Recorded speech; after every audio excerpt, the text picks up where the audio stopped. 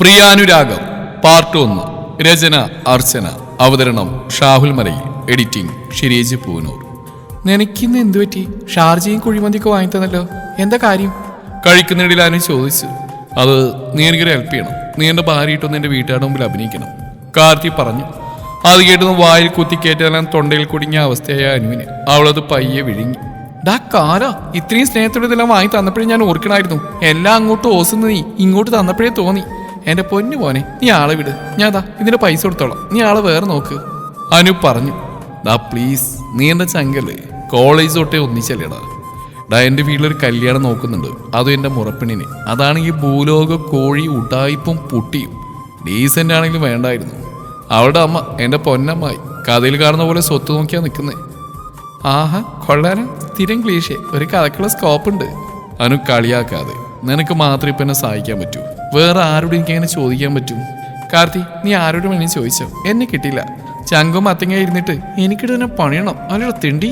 അല്ലെങ്കിലും ചങ്ക് എന്നൊക്കെ പറയുന്നത് വെറുതെയാ, നമുക്കൊരു ആവശ്യം വരുമ്പോൾ ഒരു തിണ്ടിയും കാണില്ല. കാർത്തിക സങ്കടം അഭിനയിച്ചുകൊണ്ട് പറഞ്ഞു. ഡാ ഗോപി, ഓവർ ആക്ഷൻ ഒന്നും വേണ്ട, നിന്റെ സ്വഭാവം എനിക്ക് നല്ലപോലെ അറിയാം. പിന്നെ സഹായിച്ചില്ലെന്ന് മാത്രം പറയരുത്. നിന്റെ കോളേജിലെ പ്രേമത്തിന് ഞാനല്ലടാ ചുക്കാൻ പിടിച്ച്.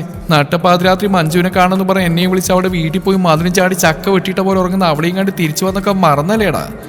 അതും പോരായി നിന്നെ സഹായിക്കാൻ രാത്രി പോയ കുറ്റത്തിന് അന്ന് രാത്രി മുഴുവൻ കൊതുകടിയും കൊണ്ട് തണുപ്പത്ത് ആ സീറ്റൗട്ടിലാടാ ഞാൻ കിടന്നുറങ്ങി. എന്നിട്ട് ഞാൻ അവനെ സഹായിച്ചില്ലെന്ന്. കോളേജ് കഴിഞ്ഞ് ഇറങ്ങിയതിന് മുമ്പ് സ്വാഭാവികമുള്ള തേപ്പ് നിന്ന് അവളങ്ങ് പോയി. അന്ന് മൊത്തം ഇരുന്ന് കരഞ്ഞ് മൂക്കൊലിപ്പ് മൊത്തം എൻ്റെ ദേഹത്തുവാക്കി. ഇതൊക്കെ കേട്ട് ഇളിച്ചുകൊണ്ട് കാർത്തിയിരുന്നു. ഇളിക്കലാണ് തെണ്ടി, അവൻ്റെ ഒരു ഇളി. അനു പറഞ്ഞു. ഡാ പ്ലീസ്, ഈ ഒരു ഹെൽപ്പ് കൂടി ചെയ്ത്, ഇതെൻ്റെ അഭിമാനത്തിൻ്റെ പ്രശ്നമാണ്. അതെങ്ങനെ? വീട്ടിൽ കല്യാണക്കാരെ അവതരിപ്പിച്ചപ്പോഴേ പറഞ്ഞു ഞാനൊരു പെൺകുട്ടിയായിട്ട് ഇഷ്ടത്തിലാണ്, അവളായിട്ട് ഞാൻ രജിസ്റ്റർ വിവാഹം നടത്തിയെന്ന്. അന്നത് വൻ പുകിലായി. പിന്നെ ആധാരാണെന്ന് കണ്ടുപിടിക്കാൻ തലതെറിച്ച സാധനൻ്റെ മുറപ്പെണ്ണ് എൻ്റെ ഫോണെടുത്ത് പരിശോധിച്ചു. കാറൊക്കെയാണ് ഫോണിൽ ലോക്കലായിരുന്നു. ഫോണിൽ മൊത്തം നമ്മുടെ ഫോട്ടോയും. പിന്നെ എന്ത് വേണം? വീട്ടുകാർ ചോദിച്ചപ്പോൾ നീ എൻ്റെ പെണ്ണെന്ന് പറഞ്ഞു. അപ്പം തുടങ്ങിയതാ നിന്നെ കാണണമെന്നും പറഞ്ഞു. ഞാനെന്ത് ചെയ്യും, നീ തന്നെ പറ. കാർത്തി പറഞ്ഞു. നിന്നോട് ആരാടാ പറഞ്ഞേ?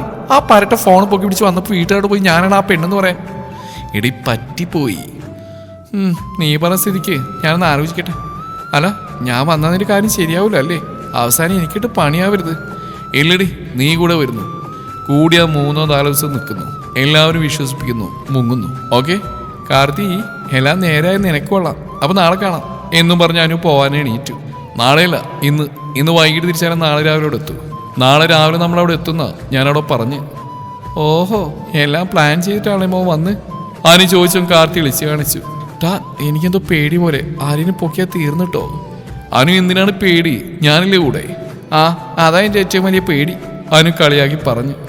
ഓ, മോള് ഊതുകയാണല്ലേ? നടക്കട്ടെ എന്നും പറഞ്ഞ് കാർത്തി വണ്ടി എടുത്തു. അല്ലടാ, നീ കേണലിലൂടെ തുറഞ്ഞു വന്ന്? കാർത്തി, അത് കമ്പനി വകയൊരു യാത്രയുണ്ട്. സമയത്ത് ചെന്നിട്ട് ആ മൊശയുടെ എംഡിക്ക് ഹാരികളെന്നൊക്കെ പറഞ്ഞ് ഇറങ്ങിയത്. അല്ലാതെ നിന്നെ ഹെൽപ്പാൻ ഭാര്യയായിട്ട് ഇറങ്ങിയെന്ന് പറഞ്ഞാൽ അതോടെ തീരും എൻ്റെ കാര്യം. കൂടെ കൂട്ടിയാൽ നിന്റെ. മോളെ, നീ അബദ്ധമൊന്നും കാണിക്കല്ലേ, എനിക്ക് ഇനിയും ജീവിക്കണം. അല്ലടാ, ഞാൻ അറിയാൻ പാടില്ലാത്തോണ്ട് ചോദിക്കാം. നിന്റെ തന്തപ്പിടി, I mean your father colonel Rajendran കുറെ സമ്പാദിച്ചിട്ടുണ്ട്. പിന്നെ പാരമ്പര്യമായി കുറെ വേറെ. പിന്നെ നിന്റെ അമ്മായിമാർ അവിടെ മക്കൾ കൊടുക്കുന്ന പോലെ 8 മൂടാളും നിനക്കും തരും. പിന്നെ എന്തിനാണ് ഈ കോപ്പം നീ ജോലിക്ക് പോകുന്നത്? കാർത്തി ചോദിച്ചു. എന്നാലേ ഞാനും ചോദിക്കട്ടെ. സ്വന്തം കുടുംബത്തിൽ നല്ല വരുമാനമുണ്ട്. അച്ഛന് സ്വന്തമായിട്ട് ബിസിനസ് നടത്തുന്നുണ്ട്. കുടുംബസ്വത്തിൽ 3/4 ഷെയറും നിനക്ക്. പിന്നെ നീ എന്തിനാണ് കണ്ട കമ്പനിയിൽ അടിമപ്പണിക്ക് പോകുന്നത്? അത് കുടുംബത്തിലെ സമ്പാദ്യം ചെലവാക്കുന്ന പോലെയാണോ? സ്വന്തം കയ്യിലെ കാശ് ചെലവാക്കുമ്പോൾ അതൊരു അഭിമാനല്ലേ കാർത്തി? എന്നാ എത്ര എനിക്കും പറയാനുള്ളൂ. മോനിങ്ങനെ ചോദ്യം ചോദിച്ച് കളിക്കാൻ നേരെ നോക്കി വണ്ടി ഓടിക്കേ. ഇല്ലേ വീട്ടിലെത്തില്ല, ശവപ്പറമ്പിലെത്തൂ. ഈ ശവമേ, പോത്തുപോലെ ഉറങ്ങാതെ സ്ഥലത്തി. കാർത്തി തട്ടി വിളിച്ച് പറഞ്ഞു. കാറി കിടന്നുങ്ങുന്ന പോലെ ഉറക്കം. അവളോടൊരു ബാഗും എല്ലാവരുടെ മുതുകില. ഒരുവിധ ബൈക്കിങ് എത്തിച്ച് ചാറി ആനി വിളിച്ചുകൊണ്ട് പറഞ്ഞു. ഇതാ വീട്. കാർത്തിക് നേരെ കൈ ചൂണ്ടി പറഞ്ഞു. വാ, സൂപ്പർ. ഇപ്പോഴുണ്ടല്ലേ ഇങ്ങനത്തെ വീടുകൾ? മുത്തച്ഛൻ്റെ അച്ഛൻ പണിതാ. മുത്തച്ഛൻ്റെ കാലശേഷം എൻ്റെ അച്ഛന് കിട്ടി. നീ വാ എന്നും പറഞ്ഞ് കാർത്തി മുമ്പേ നടന്നു. അനു ചുറ്റും നോക്കി പുറകെയും. കാർത്തി ബെല്ലമർത്തി. ചുറ്റും ലൈറ്റ് തെളിഞ്ഞു. മുമ്പിലെ കതകും തുറന്നു. അമ്മായി എന്നും പറഞ്ഞ് കാർത്തിക ആ സ്ത്രീയെ എടുത്ത് വട്ടം കറക്കി. കുരുത്തം കിട്ടവരെ, എന്നെ താഴെ ഇറക്കടാ. നിലത്തിരുത്തിയത് അവർ അവന്റെ ചെവി പിടിച്ച് പൊന്നാക്കി. അയ്യോ അമ്മായി, വിട്, നോവുന്നു. നോവണം, നീ നിന്റെ പെണ്ണിനെയും കൊണ്ടുവരാന്ന് പറഞ്ഞിട്ടല്ലേടാ പോയത്. എന്നിട്ട് എന്ത് ചെയ്യടാ? കല്യാണമോ കാണാൻ പറ്റിയില്ല, ആ കുട്ടിയെയും കൊണ്ടുവന്നില്ലേ? അയ്യോ അമ്മായി, അവളാ നിൽക്കുന്നത്. അനു, നീ കയറി വാ. ഇതാ എൻ്റെ പെണ്ണ് അനു. അനു ഇതെന്റെ അമ്മായി ജാനകി എന്ന് പറഞ്ഞ് കണ്ണുകൊണ്ട് കാലിലേക്ക് കാണിച്ചു. ഓ എന്നും മനസ്സിൽ പറഞ്ഞ കാലിൽ വീണു. അമ്മായി ബാക്കിയുള്ളവരെന്തിയേ? ഓ ഞാനത് മറന്നു. ശങ്കരേട്ടാ, സുധേ, ഇതാരെ വന്ന് നോക്കിയേ? അമ്മേ ദേ അവര് വന്നു. വിളിയേട്ട് ആത്തുന്നൊരു പടക്കുള്ള ആള് വന്നു. കൂടാൻ പറഞ്ഞ രീതിയിലുള്ള ഒരു മുതലും കോട്ടുവായിട്ട് കണ്ണും തിരുമ്മി. എല്ലാവരും ഞങ്ങളെ കണ്ടതിൽ വലിയ സന്തോഷത്തിലാണ്. ആ മുതലും വേറെ പെണ്ണും പിള്ളയും കലിപ്പിൽ നോക്കുന്നുണ്ടായിരുന്നു. ഓ അവര് നോക്കി ഞാനിപ്പം ദേഷ്യ പോകും. അവന് മനസ്സിൽ പറഞ്ഞു. അല്ല, അവന്റെ അമ്മായിമാര് മാത്രമേ കണ്ടുള്ളൂ. ഇവന്റെ മുറപ്പെണ്ണുകളും അളിയന്മാരും അമ്മാമാരും എന്തിയായി? ഞാൻ മനസ്സിൽ പറഞ്ഞ് ചുറ്റും നോക്കി. ഞാൻ നോക്കുന്നതുകൊണ്ടാവണം കാർത്തി ബാക്കിയുള്ളവർ എന്തിയെന്ന് ചോദിച്ചു. പിള്ളേരെല്ലാവരും ഉറക്കാം. അമ്മാമാരൊക്കെ നമ്മുടെ കുടുംബക്ഷേത്രത്തിലാ. ഈ വരുന്ന 15-ന് എന്തോ ചടങ്ങുണ്ട്, അതിന് തിരക്കില്ല. എന്തായാലും നിങ്ങൾ വന്ന സമയം കൊള്ളാം. ഇനി നീ ഇത് കഴിഞ്ഞ് പോയാൽ മതി. അയ്യോ അമ്മായി, അതിന് ഇനിയും 1.5 ആഴ്ചയില്ലേ? എനിക്ക് വിളിക്കും, അതിന് മുമ്പേ പോകണം. ഒരുപാട് ജോലിയുണ്ടേ. ഓ ജോലി? നിന്റെ പൈസ ഉണ്ടെന്നല്ല ഇവിടെ കഞ്ഞി പിടിക്കുന്നത്. ഇനി രണ്ടിൻ്റെയും ജോലി ആയാലും കുഴപ്പമില്ല. നിങ്ങളുടെ തലമുറകൾ കഴിയാനുള്ള വരെ ഇവിടെ ഉണ്ട്. അതുകൊണ്ട് മക്കൾ രണ്ടുപേരും പോയി ഉറങ്ങാൻ നോക്ക്. നല്ല ക്ഷീണം കാണും. അമ്മായി പറയുന്നതിനെല്ലാം തലകുലുക്കി കാർത്തിയുടെ പുറകെ അനുവും പോയി. മുറിയിൽ കയറി വാതിലടച്ചു. ഡാ കോപ്പി, നീയല്ലേ പറഞ്ഞ് 3-4 ദിവസം? ഇപ്പൊ ഇതെന്തോ 1 ആഴ്ചയോ? അതും അമ്പലത്തിൽ പൂജ എന്നൊക്കെ പറയുന്നുണ്ടല്ലോ. നീ 4 ദിവസം, അത് കഴിയുമ്പോൾ എന്നെ കൊണ്ടാക്കണം, അല്ലെങ്കിൽ എന്നെ തന്തപ്പിടി എന്നെ കൊല്ലും. ഓ ശരി, ആദ്യം നീ കിടന്ന് ഉറങ്ങാൻ നോക്ക്, എനിക്ക് ഭയങ്കര ക്ഷീണം എന്ന് പറഞ്ഞ് കാർത്തി കട്ടിൽ കിടന്നു. അനു അതിന്റെ സൈഡിലായി. അല്ലടാ, ഞാൻ ഉറക്കത്തിൽ കയ്യകാലിട്ട് നീ എന്ത് ചെയ്യും? കാർത്തി കളിയായി ചോദിച്ചു. ആ ചോദിച്ച മാത്രമേ അവന് ഓർമ്മയുള്ളൂ. പിന്നെ അവൻ കിടന്ന തറയിലാണെന്ന് മാത്രം. ഇത്രയും സംഭവിക്കൂ. പിന്നെ ഇതാണ് ഭാവെങ്കിൽ മോനെ ഞാൻ വെള്ളത്തിൽ പിടിച്ച് മുക്കും. അതുകൊണ്ട് മോൻ കയറി കിടന്ന് ചാച്ചാൻ നോക്ക്. ഗുഡ് നൈറ്റ് മൈ ഡിയർ ഹസു. അതും പറഞ്ഞ് ഞാൻ ഉറക്കത്തിലേക്ക് വീണു. തറയിൽ നിന്ന് നടുവും താങ്ങി എണീറ്റ് അവളെ പ്രാഗിക്കൊണ്ട് കാർത്തിയും. രാവിലെ കഥകിൽ കൂട്ടടി മുഴങ്ങുന്ന ശബ്ദം കേട്ടാണ് കാർത്തി കഥക് തുറന്ന് അവനെ ഇടിച്ചുകൊണ്ട് വാനപ്പട അകത്തേക്ക് കയറി. അനുവിന്റെ മേലൊരു ചാട്ടം. അയ്യോ ഭൂമിയിൽക്കം! അനു ചാടി എഴുന്നേറ്റ് പറഞ്ഞു. ഭൂമിയല്ല വിളിക്കിയത്, ഞങ്ങളാ. എല്ലാവരും കൂടെ ഒത്തു പറഞ്ഞു. ഞങ്ങൾ 3 പേരും എന്റെ മുറപ്പെണ്ണുകളാ, ഇത് 2 പേരും എന്റെ അളിയന്മാരും. കൂടെയുള്ള ബാക്കി 2 ചൂണ്ടി അവർ പറഞ്ഞു. ചേച്ചിയാണ് അവനെ കെട്ടിയത്? അവർ ചോദിച്ചു. അതേലോ, എന്താ കാര്യം? എങ്കിൽ ചേച്ചിയുടെ കാര്യം കട്ടപ്പോക. ചേച്ചിക്ക് വേറെ ആരും കിട്ടിയില്ലേ കെട്ടാൻ? ഭൂലോകം അലമ്പ ചേച്ചി.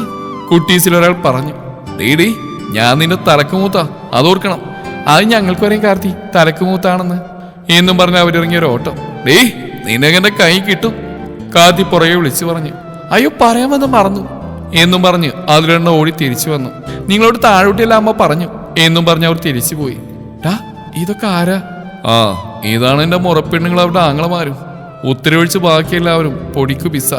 ആ പെട്ടെന്ന് ഇറങ്ങി, എല്ലാവരും എത്തിക്കാണും. പെട്ടെന്ന് തന്നെ 20 റെഡിയായി താഴേക്ക് ചെന്നു. എല്ലാവരും അവരെയും കാത്ത് ഹാളിൽ ഇരിപ്പുണ്ടായിരുന്നു. കാർത്തിയും മോളന്തേ ഇവിടെ ഇരിക്കെ.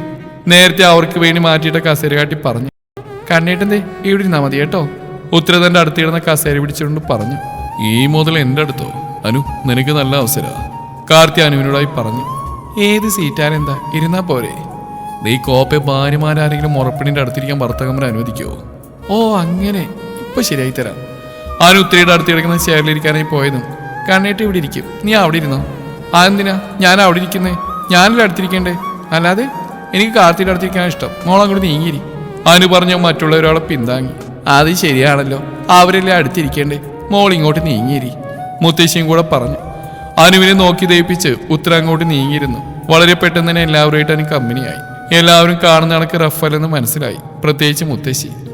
എനിക്കെന്തൊരു വിഷമം പോലെ ഇവിടെയുള്ളവരൊക്കെ പറ്റിക്കാനുള്ളെന്ന് ഓർത്തപ്പോ. അനു, നീ മൈ ബോസ് കളിക്കല്ലേ, എനിക്ക് വിഷമമൊക്കെ ഉണ്ട് എന്നും പറഞ്ഞ എല്ലാ സത്യം പറഞ്ഞാൽ അതോടെ തീരുമല്ല. ആ മുതൽ ഞാൻ കെട്ടേണ്ടി വരും. അതുകൊണ്ടാ ഇനി പറഞ്ഞു വിഷമിച്ചിട്ട് എന്താ കാര്യം, എല്ലാം വരുന്ന പോലെ വരട്ടെ. അതും പറഞ്ഞ റൂമിൽ നിന്ന് പുറത്തേക്ക് ഇറങ്ങാൻ ഭാവിച്ചു. ആരോ ആ ജനലിനടുത്ത് നിൽക്കുന്ന പോലെ. കാർത്തി പയ്യെ കർട്ടന്റെ ഇവിടെ നോക്കിയപ്പോ, ഓ ഇവളാണ്, ഇപ്പൊ ശരിയായി തരാം. എന്താ മോള് ചെയ്ത് ഇങ്ങനെയൊക്കെ കാണിക്കാം? നോക്കി എന്താ നെഞ്ച്, അല്ലാണ്ടങ്ങ് ചോന്നു കേട്ടോ. ഇവനെന്ത് കോക്കനട്ടായി പറയുന്നു. നിനക്കിതെന്ത് പറ്റി? ആരും എനിക്കൊന്നും പറ്റിയില്ലടി, നീ അങ്ങോട്ട് നോക്കി, മുറ്റത്തിലും മൈന എന്ന് പറഞ്ഞ് കാർത്തി കർട്ടൻ മാറ്റി കാണിച്ചു. ഓഹോ, അതിന്റെ അഭിനയായിരുന്നോ? അത് പറയണ്ടടാ ചക്കരേ.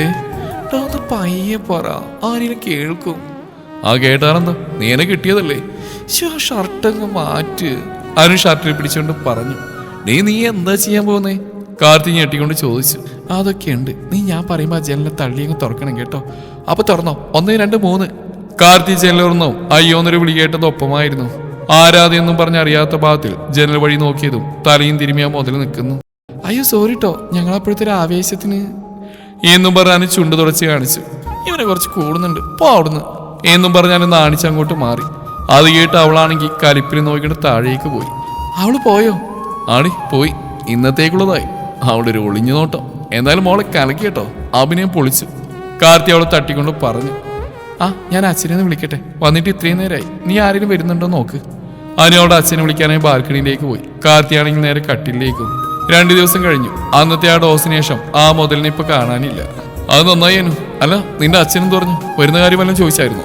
പിന്നെ ചോദിക്കാതെ, നാളെ രാവിലെ എത്തില്ലെന്നായി ചോദിച്ചു. രാവിലെ വരാൻ പറ്റുമെന്നറിയില്ല, നാളെ ആ മോഷണം വിട്ടാൽ എത്താന്ന് പറഞ്ഞു. എന്തായാലും നാളത്തോടെ എല്ലാം തീരുമല്ലോ, അപ്പൊ നാളെ തന്നെ നമുക്ക് പോവാം.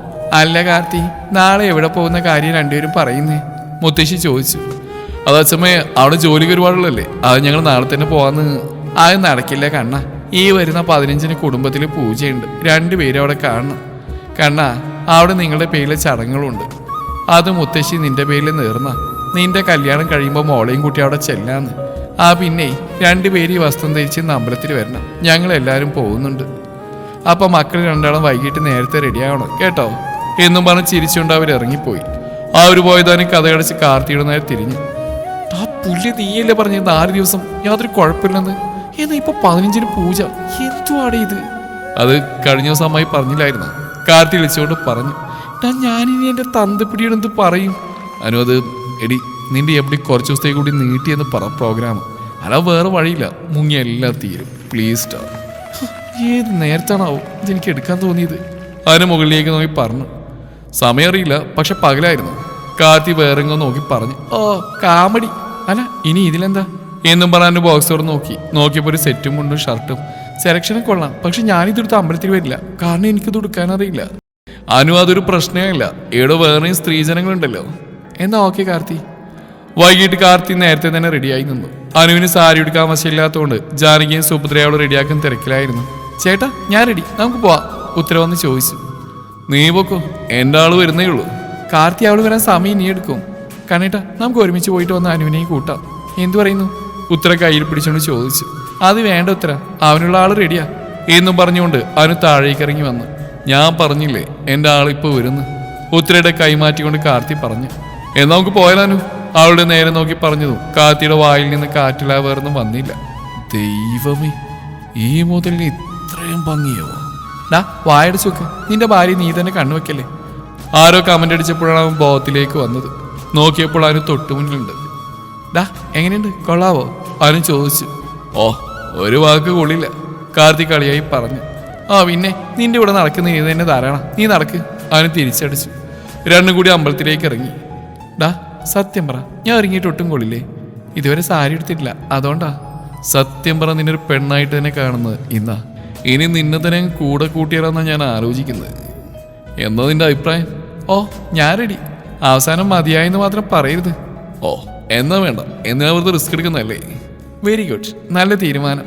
അമ്പലത്തിന് ചുറ്റി അവർ 2 പേരും തൊഴുത് പ്രാർത്ഥിച്ചു. ഞാനൊരു കാര്യം പറയട്ടെ, നമുക്ക് husband and wife originality create ചെയ്താലോ? വല്ലതും ചെയ്താലോ? നാറി, അമ്പലാണെന്ന് നോക്കില്ല. അനു, അതൊന്നും അല്ലടി കോപ്പയെ ഞാൻ ഉദ്ദേശിച്ചത്. എന്താണെന്നറിയോ? നീ എനിക്ക് വേണ്ടി ഒരു ആചാരം നടപ്പിലാക്കുന്നു. എന്തോന്ന്? ഇതേപോലെ പട്ടിണി വ്രതമാണെങ്കിൽ മോനെ കൊന്നിയാൻ തിന്നു. വിശപ്പിന്റെ കാര്യത്തിൽ നോ കോംപ്രമൈസ്. അതൊക്കെ ചെയ്യല്, ഇത് അതുക്കും മേലെ. നീ എന്നാ ഉദ്ദേശിച്ചേ? അതുണ്ടല്ലോ, നീ എൻ്റെ പേരിൽ, ഐ മീൻ ഞാനിപ്പോൾ നിന്റെ ഭർത്തുവാണല്ലോ. അപ്പൊ നീ നിന്റെ കയ്യിൽ കർപ്പൂരം കൊളുത്തി നേർച്ച നടത്തുന്നു. ഇത് കാണുമ്പോൾ ചെറിയ ഡൗട്ട് ആർക്കെങ്കിലും ഉണ്ടെങ്കിൽ അതങ്ങ് പൊയ്ക്കോളും. എങ്ങനെയുണ്ട്? അത് മാത്രമാക്കണ്ടടാ കാർത്തി, നീ എന്നെ ഈ അമ്പലത്തിൽ അങ്ങ് ഉരുളിച്ചെന്റെ തലയിൽ തേങ്ങ കൂടി അടിച്ചേര്. അവന്റെ കോപ്പിലൊരു ഐഡിയ.